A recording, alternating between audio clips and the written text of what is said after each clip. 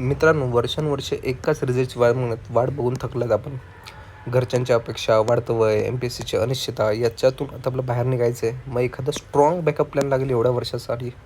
Regular cycle असतात एम-पी-एस-सीच्या, नंतर खूप कॉम्पिटिशन आहे एम-पी-एस-सीमध्ये आणि पॅटर्न पण चेंज होतात एम-पी-एस-सीचे. मग आपल्याकडे बॅकअप प्लॅन काय राहू शकतो?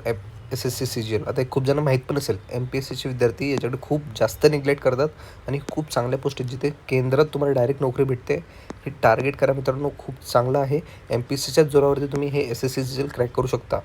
याच्यात काय अनिश्चितता आहे का? नाही. दरवर्षी फिक्स एक्झाम होते, फिक्स पोस्ट असतात, निघून जातात आणि डायरेक्ट तुम्हाला एंट्री भेटते कुठे? सी-बी-आय, इन्कम टॅक्स अशा डिपार्टमेंटमध्ये डायरेक्ट एंट्री भेटते आणि पे पण जास्त आहे. एम-पी-एस-सीपेक्षा इकडे जास्त पे आहे.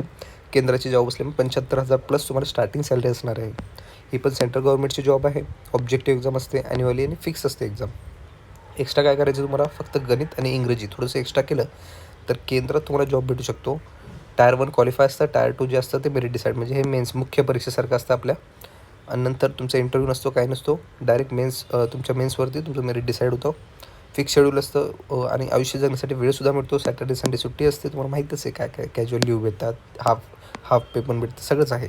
म्हणून एकाच परीक्षेच्या आशेवर आयुष्य पणाला लावायचं नाही. आपल्या महाराष्ट्रातील मुलांना आता मागे नाही राहायचं आहे. एम-पी-एस-सी तर करायचीच आहे, प्लस एस-एस-सी सी-जी-एल केंद्रातसुद्धा आपला डंका वाजवायचा.